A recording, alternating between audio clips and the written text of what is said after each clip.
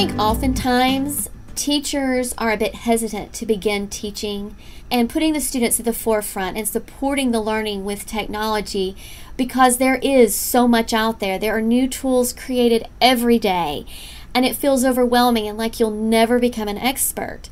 And the way I look at it is it's kind of like a fire hydrant, and you just want to get just one drink out of that fire hydrant.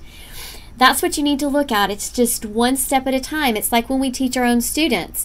You know, you don't drop a great big difficult concept on them. You teach the concepts that lead to it. And that's the way it is with technology.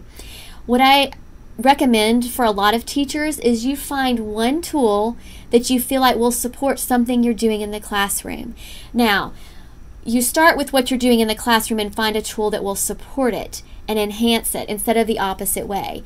You don't want to take a tool because really it's not about the tools. It's about how the tools can support the learning in the classroom. Just like 10 or 15 years ago, you know, you wouldn't have graded a student, you wouldn't have said, all right, here's an encyclopedia, how are we going to make writing happen from this?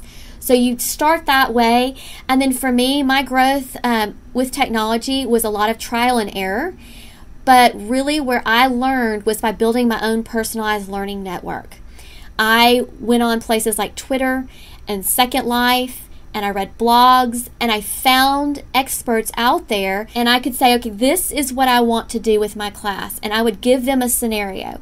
You know, I want to do op-eds with my students. What is a way that, what tool would actually support that? Or I want to do public service announcements. How can I support that learning? Teachers are very supportive of one another, and that's how I really gained the most of my learning and experience. Is I got an idea from someone else, and then I went and played with it, and if I had a problem with it, you know, then I would go back to them and say, okay, I'm having this difficulty, and then I would take it to the classroom. Sometimes I would have an idea of a tool that someone had suggested, and my students were so excited, they wanted to go and learn about it. And so, like with Audacity, someone had suggested I use Audacity for our podcast we were doing. I had not had time to play with it. I was going to practice with it at school while my students were doing a classroom test. And one of the students who came in first thing in the morning asked if she could just figure it out. I've also had students that are so excited that when they're at home, they look for tools. And I don't know how many times students have come and say, hey, Miss Ramsay, look what I've discovered.